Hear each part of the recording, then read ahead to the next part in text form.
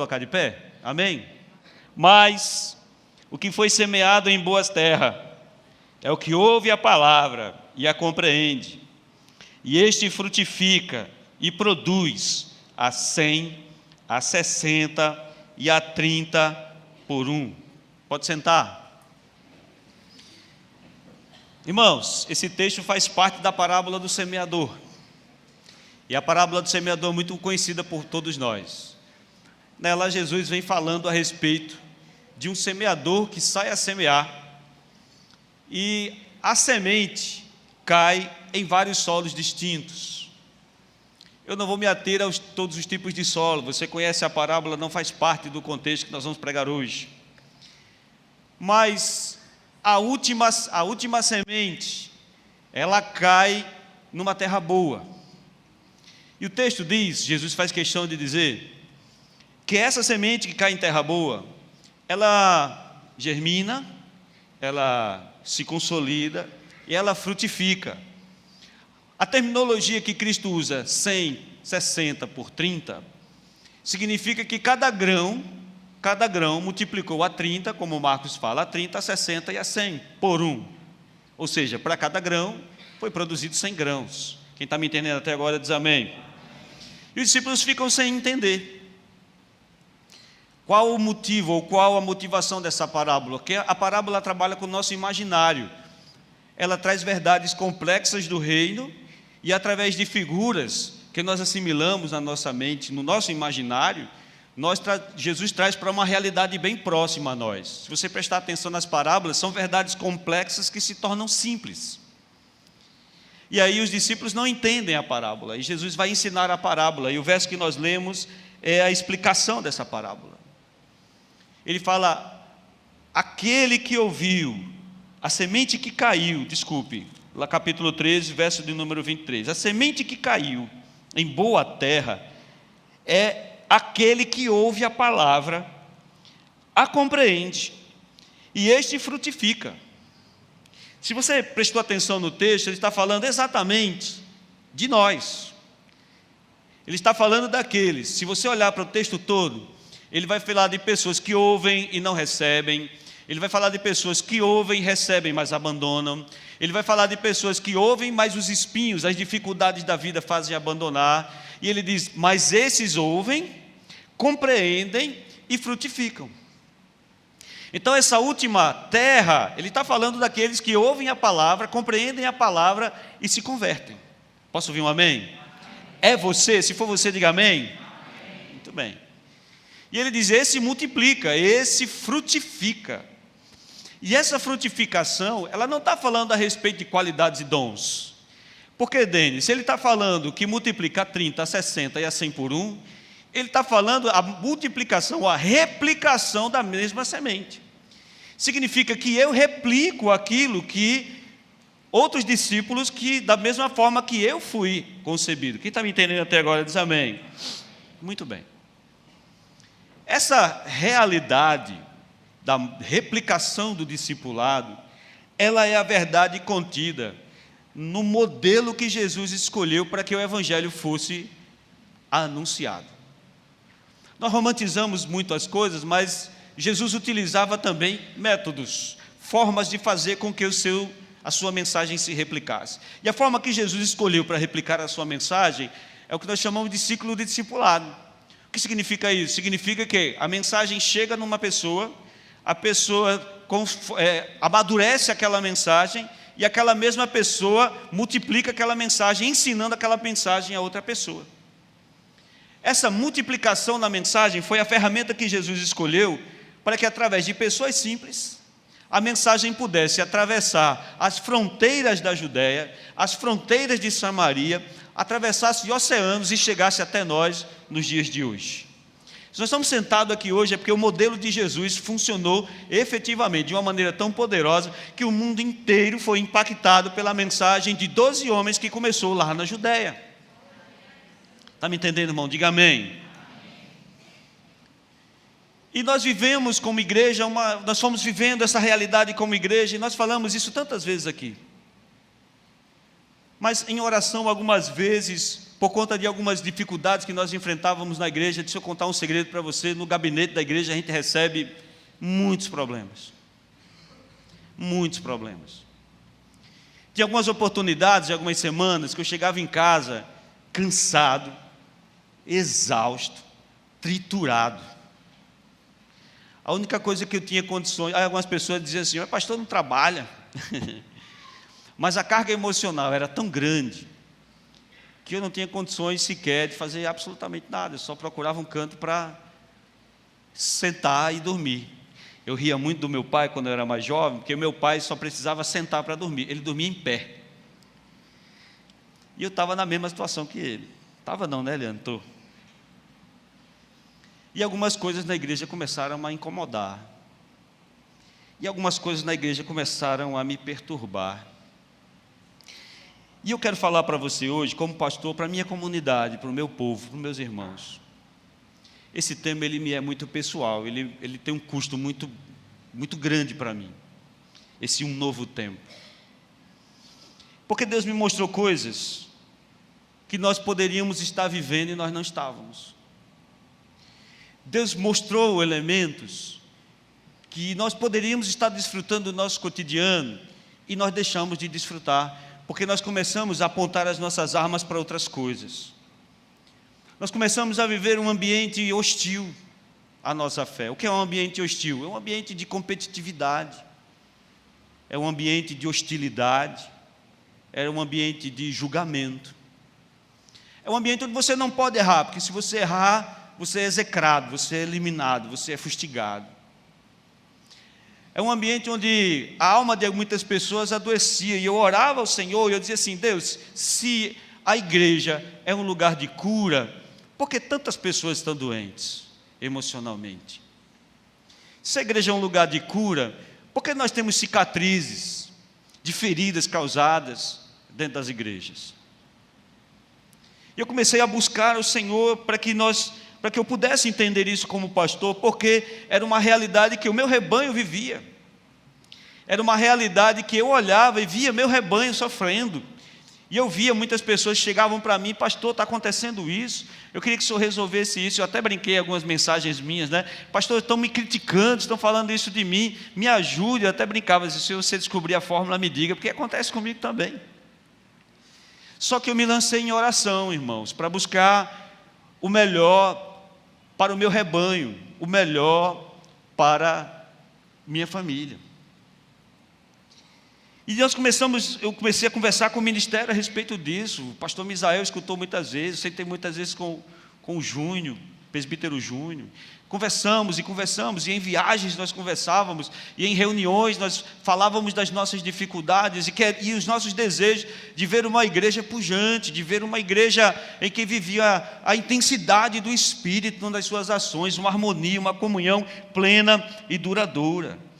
Era trazer o ambiente da igreja primitiva para a gente viver nos dias de hoje, mesmo que algumas pessoas pudessem dizer assim: isso é utopia, isso não funciona. Uma igreja que cuida, uma igreja que acolhe, uma igreja que potencializa suas qualidades, uma igreja que descobre os nossos dons e nos ajuda a desenvolver esses dons. Esse é o desejo de Deus para a nossa igreja.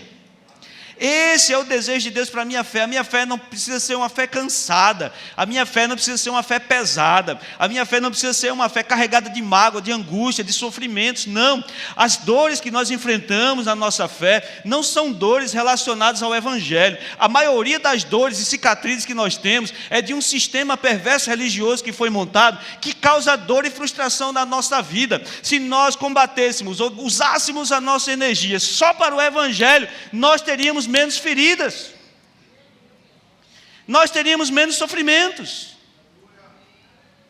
nós não nos preocuparíamos no que vamos vestir, porque o irmão vai pensar de mim. Nós não questionaríamos o motivo de eu estar passando uma situação e eu não poder conversar com meu irmão, porque eu não sinto confiança nesse irmão, eu não sei se esse irmão, para onde esse irmão vai levar essa palavra. Então eu sonhei e desejei absurdamente essa igreja, e como ministério nós começamos a projetar como lançar as bases desta igreja. Quem está me entendendo até agora diz amém. E o Senhor me levou ao entendimento de várias coisas, numa delas é que a igreja era como uma árvore. A igreja, ela precisa ser observada muitas vezes como árvore. Eu olhava, por exemplo, o apóstolo Paulo, quando vai plantar as igrejas nos seus trabalhos missionários, o apóstolo Paulo não saía plantando igrejas em vários bairros, ele plantava apenas uma igreja na cidade, porque ele sabia que aquela igreja iria ramificar de uma maneira tão poderosa, que aquela igreja atingiria toda aquela cidade. Paulo acreditava piamente que uma igreja bem discipulada seria capaz de resgatar uma cidade inteira das garras do diabo. Paulo falava absurdamente, e quando nós vamos olhar para esse contexto, nós vamos ver que a imagem que Paulo tinha de igreja não é essa realidade de templo que a gente vive. Não é essa realidade, porque Paulo, olhe para cá, Paulo não viveu essa realidade que a gente vive. Paulo não viveu essa realidade do culto domingueiro. Paulo não viveu essa realidade de nós montarmos estruturas e viver por causa delas, de brigar por causa delas, de brigar por pedestais, de brigar por tronos, de brigar por evidência, de brigar pelas luzes, pelos holofotes. Paulo não viveu essa realidade. Paulo viveu a realidade de uma igreja comunidade, de uma igreja que ele tinha certeza que quando saísse na semana para viver a sua vida cotidiana, era uma igreja que impactaria a vida das pessoas que estavam ao seu redor, que causaria um estrago das convicções erradas das outras pessoas. Então, olhe para cá, quando nós olhamos para isso, eu enxerguei, o Senhor me mostrou a igreja plantada num lugar com uma finalidade. E esse processo mostra que essa igreja plantada, ela tem responsabilidade territorial, ou seja, se Deus coloca a igreja num determinado lugar, aquele lugar é responsabilidade daquele povo. E eu comecei a mergulhar mais nesse entendimento, e nós vamos perceber claramente que esse processo de ramificação da igreja, esse processo de desenvolvimento da igreja, esse processo de alcançar essa igreja potencializadora, é possível de ser alcançado, é possível de ser vivido. Num dos treinamentos que nós fizemos no Elo, numa das nossas igrejas, uma pessoa estava me acompanhando, uma pessoa de outro campo estava visitando e me acompanhou nesse treinamento numa das nossas igrejas, e eu explanei o processo para a igreja igreja se alegrou, a igreja se animou. Quando eu vim no carro com essa pessoa, a pessoa olhou para mim e disse assim: o que você está sonhando, o que você está fazendo é um sonho. A igreja nunca vai viver essa realidade de uma igreja cuidadora, de uma igreja comunidade, e de uma igreja que cuida uns dos outros e que zela uns pelos outros. Você nunca vai viver essa realidade.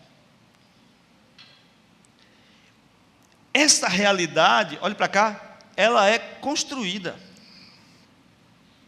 Sabe aquela coisa que a gente imagina, de viver num espaço? Olhe para cá, nós passamos muito tempo juntos. É a mesma coisa, quem trabalha aqui numa sala, numa repartição, fechado com uma pessoa durante a semana inteira, você trabalha num lugar fechado com uma pessoa, levanta aí a mão. Tem muita gente desempregada aqui hoje. Vou refazer a pergunta. Você que trabalha, levanta a mão aí, você que trabalha. O pastor não faz a pergunta direito. Você passa mais tempo com essas pessoas do que com sua família. Você passa mais tempo com seu colega de trabalho do que com a sua esposa. O segundo lugar que a gente passa mais tempo e se abre mais, olha para cá, é a igreja. É o povo da igreja. E nós precisamos de um ambiente que nos acolha, que potencialize as nossas qualidades e que sare as nossas feridas. Igreja é um lugar de cura. Igreja é um lugar de exercitar a espiritualidade. Igreja é um lugar onde Deus nos ensina o caminho para a salvação.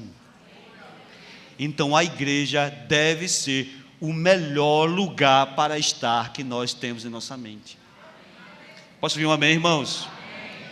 Aleluia. Por isso que nasceu a ideia de nós trabalharmos a igreja com os cuidados de uma planta que cresce. Pastor, que planta é essa com 78 anos? O negócio é começar, né? Posso ouvir um amém? primeiro passo e o primeiro tempo são os tempos de Deus para a igreja. O primeiro tempo é o tempo de semear. Repita comigo: tempo de semear.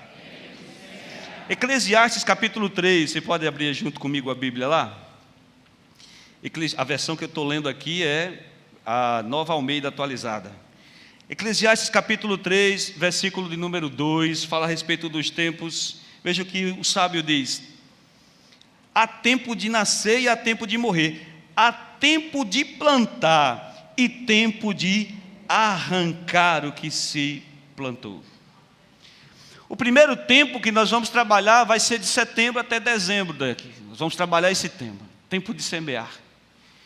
E quando você vê a ideia desse tempo de semear, nós vamos trabalhar efetivamente as mesmas coisas que um processo de semeadura precisa ter. Olha para cá, nós vamos lançar a semente no seu coração desse modelo de igreja, dessa forma de ser igreja, dessa forma de ser comunidade. Da mesma maneira que não se chega a uma longa viagem sem dar o primeiro passo desses tempos é o tempo de semear, é cuidar do seu coração, que foi já machucado, que foi já frustrado, que já tem experiências negativas, que já tem experiências de sofrimento, de angústias causado por situações na igreja. Nós vamos preparar o seu coração para receber uma nova realidade de igreja, para receber uma nova realidade de convivência entre irmãos. Está me entendendo? Diga amém. Porque se nós queremos colher esse ambiente, nós precisamos primeiro plantar. Nós precisamos primeiro semear. Nós precisamos primeiro entregar a nossa confiança para a igreja e para a liderança. Pastor, isso aí a gente já faz. Não efetivamente. Quando nós entramos num ambiente como a igreja, olha para cá, a igreja é o segundo ambiente onde nós entramos e nós nos desarmamos completamente nela, até que nós sejamos machucados. Quando nós nos machucamos ou nos frustramos com um irmão ou com uma situação, nós bloqueamos essa abertura e nós nos fechamos para novas experiências com Deus. Por isso que a maioria de nós tem experiências com Deus que datam de 5, 6 anos atrás, porque quando você foi ferido, você se fechou.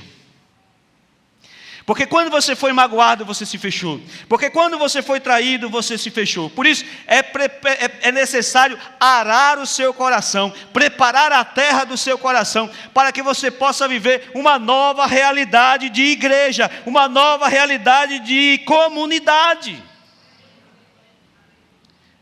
Por isso que o texto sagrado diz, lá no livro de Atos, no capítulo 2, que as pessoas se agregavam àquela igreja. Por quê? Porque aquela igreja causava um impacto tão grande na vida das pessoas, que era impossível observá-la sem querer fazer parte dela. Ei, olhe para cá, Deus está nos chamando para um novo tempo, e é preciso cortar o nosso coração, para que possamos experimentar coisas novas de Deus. Não importa o que você sofreu, importa que Deus quer lhe dar uma nova experiência. Deus quer lhe dar um novo tempo. Deus quer lhe dar uma nova maneira de ver igreja. Diga glória a Deus por isso. Para isso nós temos que ressignificar o conceito de discípulo. Para isso nós temos que entender o que realmente é um discípulo.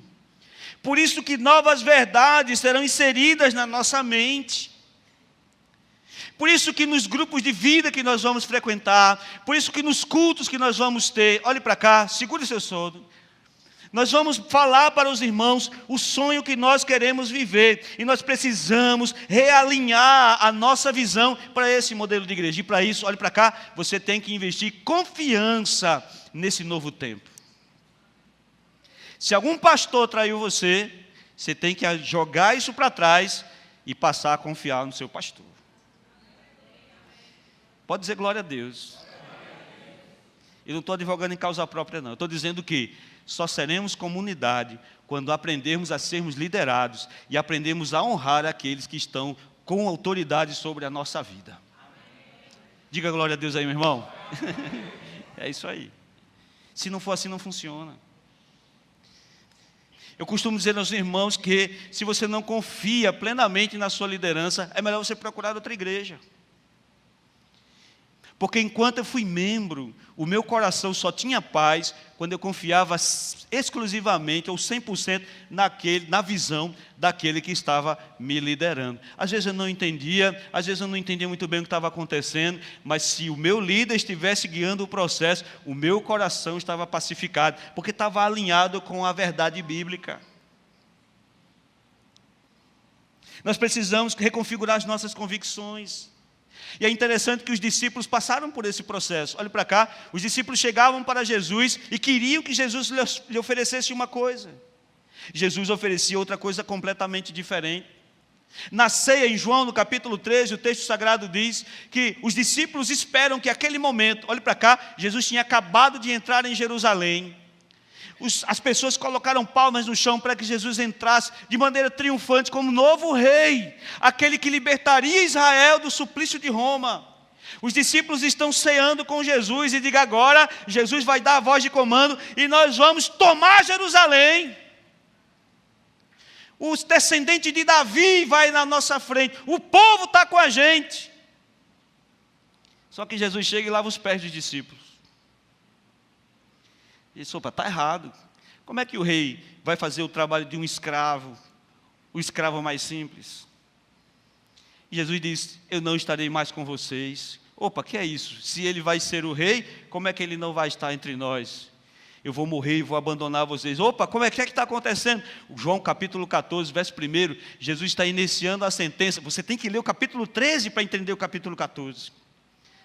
Porque os discípulos estão desesperados, porque eles esperavam uma coisa de Jesus, e Jesus oferece outra coisa para eles. Jesus reconfigura, realinha os pensamentos deles. Jesus diz, não se turbe o vosso coração, creia em Deus, confie em mim. Na casa do meu pai há muitas moradas, se não fosse assim eu não teria dito, eu vou preparar lugar, e quando eu estiver lá, levarei vocês para mim mesmo. Os discípulos diziam, o reino é aqui. Jesus dizia, o reino é lá. Aleluia! A gente tem que mudar, irmão. O que falta para nós é essa mudança de chave na nossa mente. É semear no nosso coração princípios básicos, é confiar na liderança, confiar no que está acontecendo, é participar do processo, é configurar nossas convicções, semear uma nova vida cristã. Pastor, quer dizer que a minha vida está errada? Se você não está satisfeito plenamente, é porque você não está tendo um relacionamento com Deus. E essa forma de ser igreja te impulsiona a viver o seu melhor com Deus. Nós precisamos semear. Você me entende? Diga amém, irmãos. Aleluia. É plantar a semente de um novo tempo. É plantar a semente de uma nova forma de viver igreja. E os jovens já entenderam isso. A nossa juventude já entendeu o processo. A nossa juventude já está experimentando aquilo que nós poderíamos já estar experimentando. Cadê o glória a Deus, irmãos? Basta ver os seus encontros, basta ver os seus GVs, basta ver os seus conectados, basta ver os seus congressos, basta ver o impulsionado de Deus na vida de cada um deles, basta ver as mensagens que Deus tem lançado sobre a vida deles, basta ver que eles serão a geração que levarão a nossa igreja a viver um novo tempo e uma nova forma de ser igreja. Aleluia, mas eu quero viver isso também. Você está me entendendo, irmão? Diga amém. É tolice, sabe o Salomão, Eclesiastes 7:10, Salomão diz, é tolice dizer que ontem foi melhor do que hoje. Salomão diz que não tem sabedoria quando você diz, ontem foi melhor do que hoje. É tolice. É tolice você achar que ontem sempre vai ser melhor, e muitos de nós está preso a isso. Muitos de nós está preso a uma nostalgia que não mudará a nossa vida. Muitos de nós estão presos a uma nostalgia de experiências que foram para trás. Nós precisamos viver um novo tempo, para ter novas experiências, para ter um novo tempo com Deus, para sermos reavivados na presença do Senhor. Aleluia.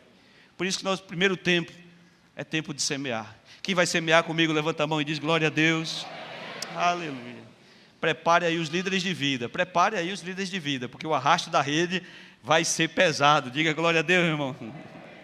Segundo tempo, para não perder tempo, é tempo de consolidar. Ora, se você lança uma semente, o que você espera dessa semente? Você espera que a semente fique lá e você abandona e nunca mais vai lá? Não, a semente ela tem que se consolidar. O que é consolidar? É quando a semente expande as suas raízes e quando a planta começa a mostrar na superfície aquilo que embaixo já está consolidado. Veja, preste bastante atenção, quando o tronco se expande, quando o tronco toma forma, a partir daí os galhos serão ramificados, e a partir daí a árvore está pronta para frutificar. Até lá nós não estaremos prontos, nós precisamos consolidar aquilo que nós estamos vivendo. Você está me entendendo, irmão? Diga amém. Aleluia. É quando o que cremos passar a ser o que fazemos. E existe uma diferença aí. Você crê que Jesus chamou você para fazer discípulos? Se você crê, levanta a mão e diga glória a Deus. Mas o que você tem feito para isso? Quanto do tempo da sua semana você reserva para ensinar uma pessoa sobre Deus? Quanto da sua semana você investe na vida de outra pessoa? Quanto do seu tempo você abre para conversar com alguém, para falar de Deus com alguém, para dizer, eu estou orando por você? Quanto das horas do seu dia você jejua por alguém? Quanto das horas do seu dia você ora por alguém? Ei, eu não estou falando nem também de pessoas estranhas, talvez eu esteja falando de pessoas do seu contexto. Deus nos dará sensibilidade para ver a dor dessas pessoas sendo condenadas ao inferno. E só assim a nossa vida se consolidará. É trazer o que cremos para a ação daquilo que nós fazemos.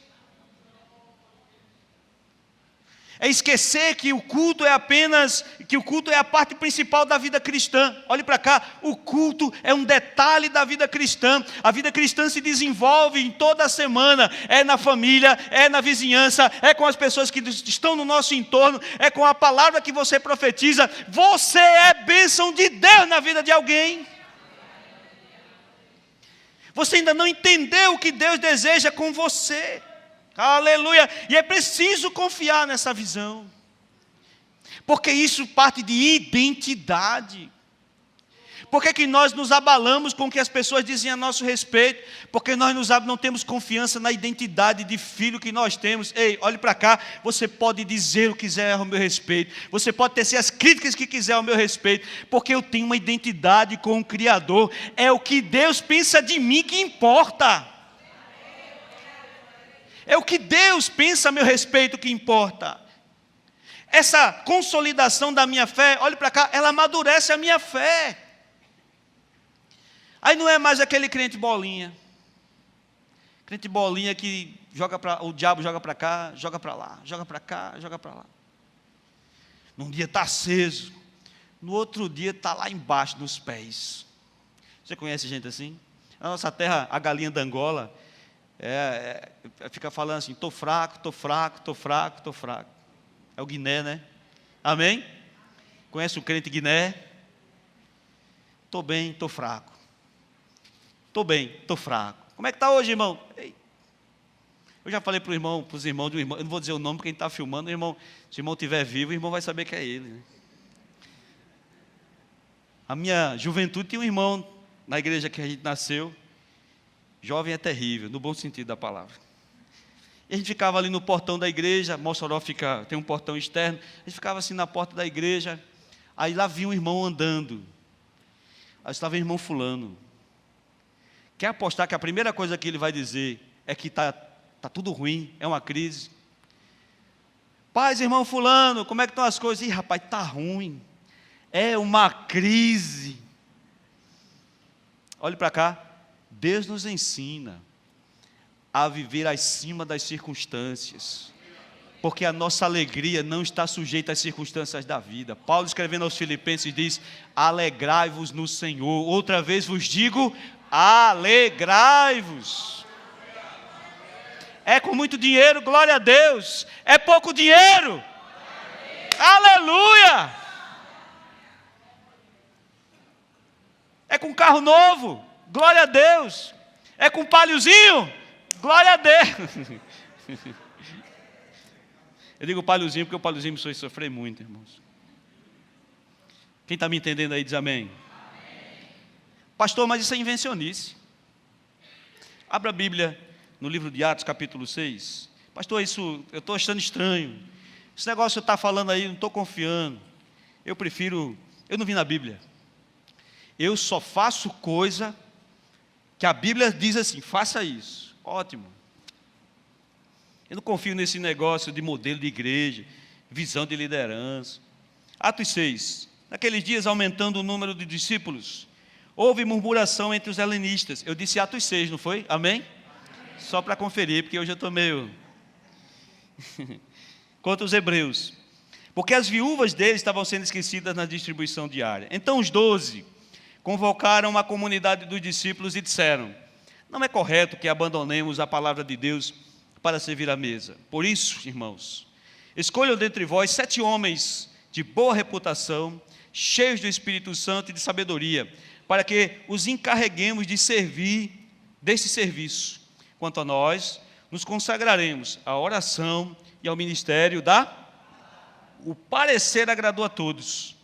Então elegeram Estevão. E aí ele vai dizendo o nome dos diáconos. Olhe para cá. Me cite aí no Antigo Testamento o texto bíblico que os discípulos usaram para a ordenação dos diáconos. Eu quero que você me diga aonde está no Antigo Testamento o termo que foi utilizado pelos discípulos para separar diáconos. Não existe. Não existe. Foi uma necessidade da igreja. Deus guiou a liderança no processo. Os diáconos foram escolhidos. E o texto diz: a visão agradou a todos. A decisão agradou a todos. E hoje nós temos esse exemplo. Os nossos diáconos estão servindo hoje aí. Não foi uma orientação específica bíblica, mas olhe para cá, o Espírito do Senhor guiou os líderes no processo. Quem está me entendendo, pode dizer glória a Deus aí onde você está, meu irmão? Aleluia. Consolidar o que nós queremos. E aí nós passaremos também 4 meses no ano que vem, falando a respeito dessa consolidação. Falando a respeito do que nós queremos viver como igreja. E nós vamos viver essa realidade como igreja. E quando nós olhamos, eu queria que você está comigo aí, diga amém. E quando nós olhamos as nossas ações, nós vamos ver que Deus está nos conduzindo numa boa direção. Quando nós mudamos, em setembro do ano passado, foi pregada uma mensagem lá no livro de Josué, que Deus nos levaria a viver coisas que nós nunca vivemos, que Deus nos levaria a lugares que nós nunca havíamos estado. Quem lembra dessa mensagem? Levante a mão aí e diga amém. Nós falamos a respeito disso. Esse ano, nosso ministério infantil se reuniu para levar crianças da comunidade que nunca tiveram a possibilidade de sequer entrar no shopping, alguns delas talvez nunca entrassem, numa ação social que foi feita pelo Ministério Infantil, para que essas crianças brincassem horas ali no Game Station do nosso shopping Rio Mar. Alguns irmãos se mobilizaram, mas deixa eu dizer uma coisa a você, o maior aporte, a pessoa que mais investiu, a pessoa que mais adotou crianças, não era da igreja. Ele viu o trabalho social do ministério. Ele tratou com um dos irmãos da igreja. E eles resolveram investir pesado para ajudar as crianças da comunidade. Olhe para cá, nossas crianças pisaram em um lugar onde elas nunca haviam pisado. Aleluia! Pela primeira vez agora nós vamos conseguir uma ajuda para que mensalmente um mantenedor vai cooperar conosco para ajudarmos com as cestas básicas do nosso cotidiano. Agora nós vamos ajudar não só as pessoas da igreja, mas também as pessoas da comunidade. Nós não vamos fazer roleta russa para ver quem vai receber cesta básica. Vamos ter condições de entregar quem precisa. Aleluia! Deus está abençoando o que estamos fazendo. Só um tolo não consegue enxergar isso. A comunidade começa a enxergar a igreja como um ambiente que acolhe. As pessoas chegavam assustadas no salão da igreja, as pessoas chegavam com medo no salão da igreja. Hoje tem escola de música, hoje teve escola qualificadora para cuidador de idosos, já sediamos um congresso nacional de cuidadores de idosos. Ei, olhe para cá, as portas estão se abrindo e só tolo não consegue enxergar. Isso é a consolidação. Deus está dizendo, é por aí mesmo. Deus está dizendo, é por aí mesmo. Nós vemos pessoas que nós nunca estaríamos liderando, estão liderando. Temos uma nova safra de pregadores surgindo, temos uma nova safra de pastores surgindo. Deus levantará um ministério jovem daqui a pouco para subir essa tribuna. Eu profetizo isso em nome de Jesus. Nós estamos no caminho certo. Aleluia, aleluia. E se alguns não estão enxergando, os de fora estão enxergando, porque pela primeira vez fechamos o relatório do ano passado com mais recebimentos do que batismos. Deus está nos conduzindo a viver uma experiência que nós nunca tivemos. Diga glória a Deus aí no seu lugar. Ei, olhe para o irmão que está do seu lado. Eu nunca mais vou fazer isso, prometo a você. Sacuda ele e diga assim: prepare-se para um novo tempo de Deus.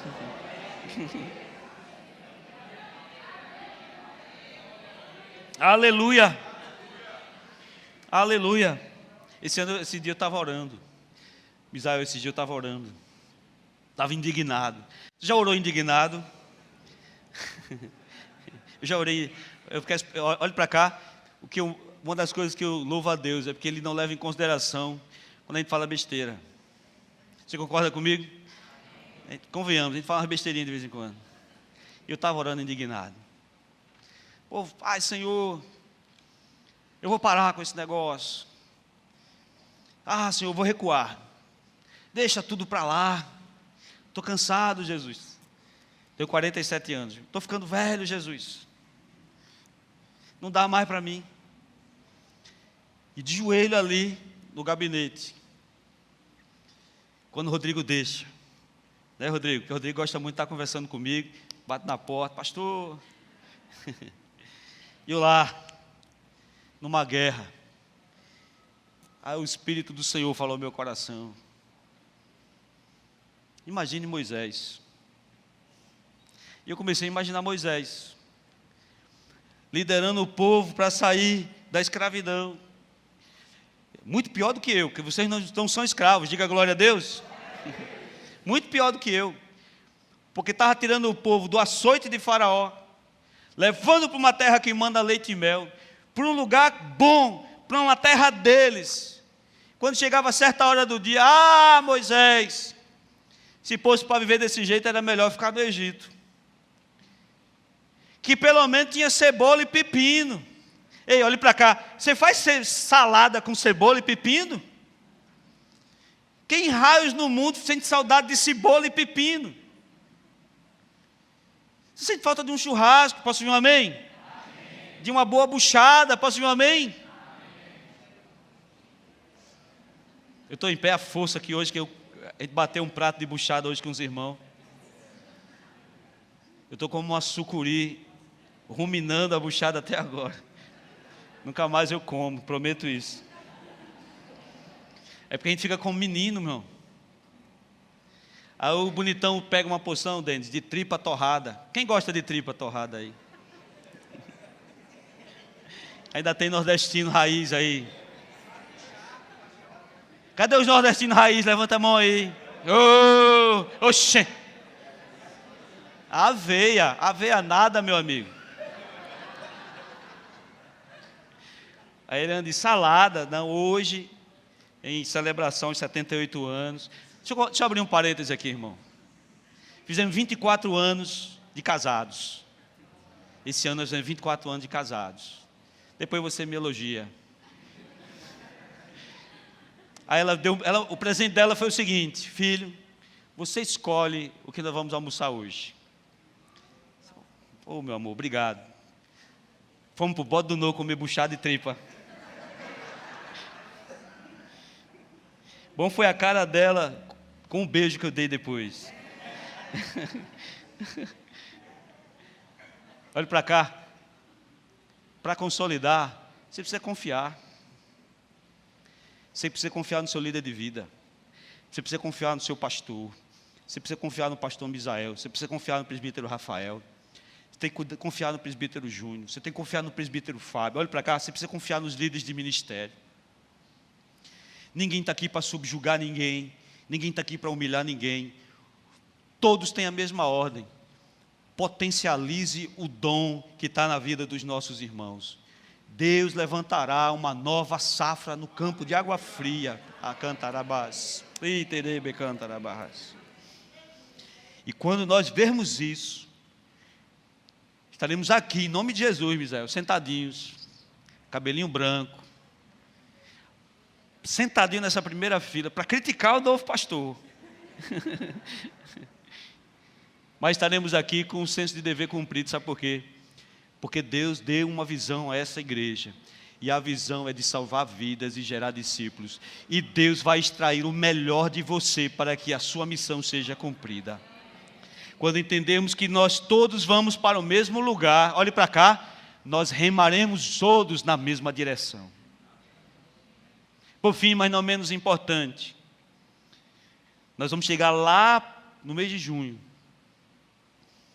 com o tempo de frutificar. Pode dizer glória a Deus.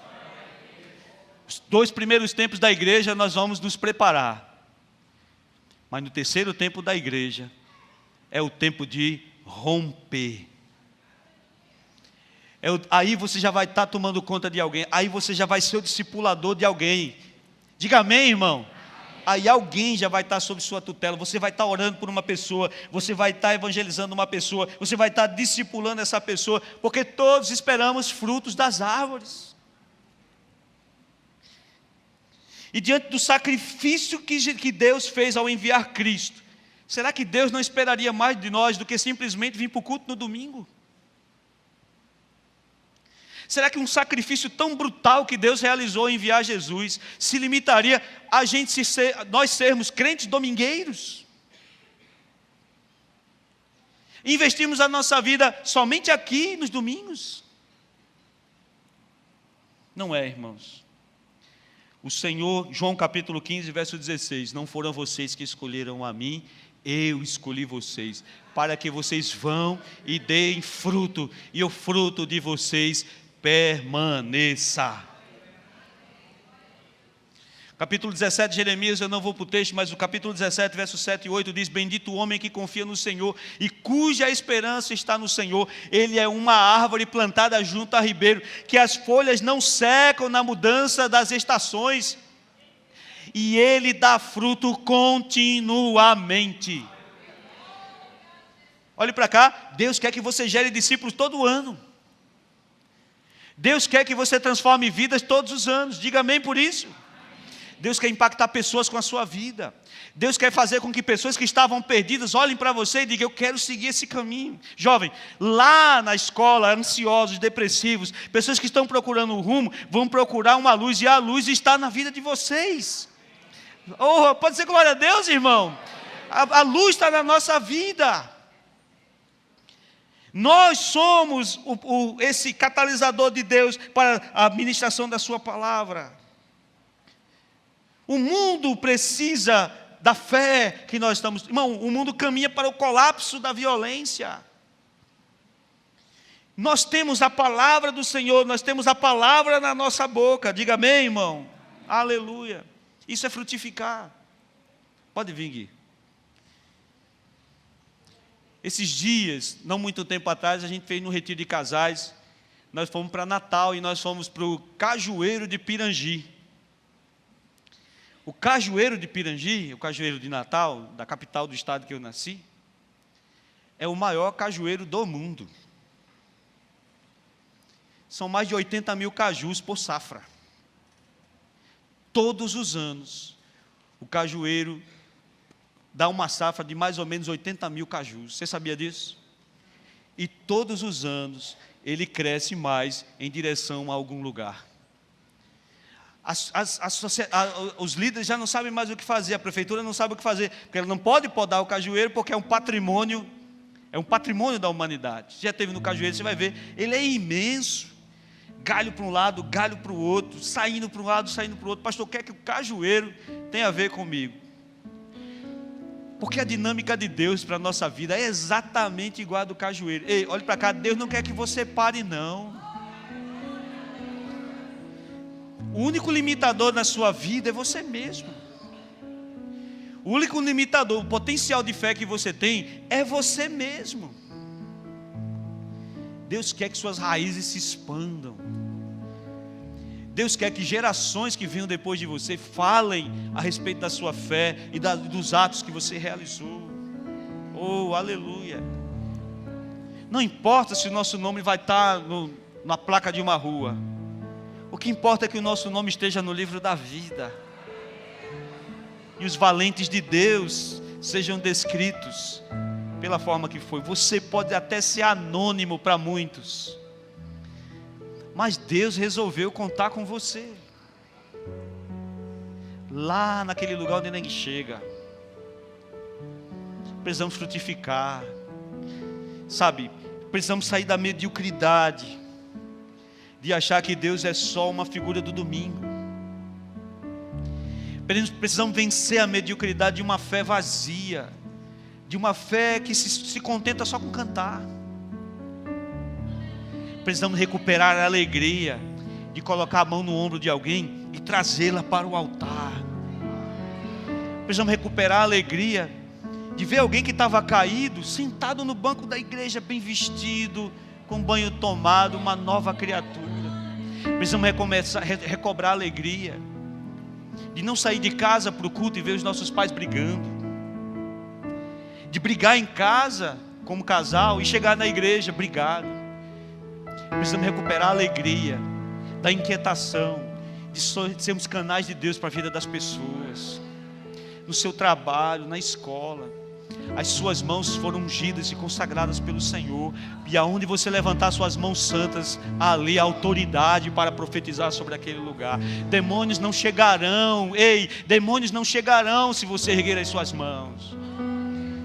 Por isso, erga as suas mãos no seu emprego, ou erga as suas mãos na escola. Se não tenha vergonha não, eu abençoo esse lugar, eu abençoo em nome de Jesus, que a graça do Senhor esteja sobre esse lugar. Você é um instrumento de Deus. Nós vamos frutificar. E eu conversei com o ministério para nós abrirmos o espaço para fazermos algo que a gente nunca fez. E o ministério topou. Todos os irmãos que ganharem alguém para Cristo e tomar conta dessa pessoa até o batismo, no dia do batismo, você vai descer junto conosco com essa pessoa no tanque, porque você ganhou essa pessoa para Jesus. E você vai descer junto comigo, que vai batizar, ou qualquer pastor que for batizar, você vai descer com ele, para declarar de peito aberto que você é um instrumento de Deus para abençoar a vida das pessoas. Receba isso no seu coração, receba esse desafio. Coloque um alvo. Eu já estou com o meu alvo de oração. Ele já deve estar tendo pesadelo com o inferno já, porque eu estou orando por ele, não é brincadeira. Converso sempre com essa pessoa, estou orando, e vou ter o prazer de levar essa pessoa para o batismo e dizer: por esse menino orava eu. Fique de pé, por favor, em nome de Jesus.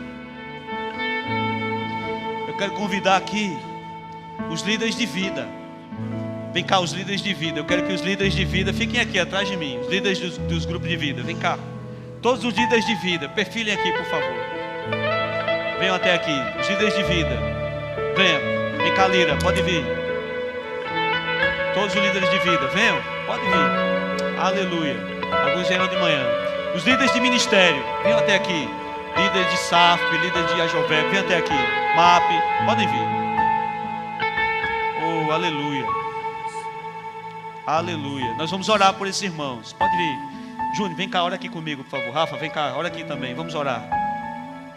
Pode juntar. Pode juntar. Vamos orar? Pai, diante do Senhor, eis aqui os teus filhos. Foram separados pelo Senhor como instrumento da tua glória. Alguns não estão aqui, Senhor. Alguns vieram pela manhã, alguns não conseguiram chegar. Mas aqui, diante do Senhor, está o seu exército.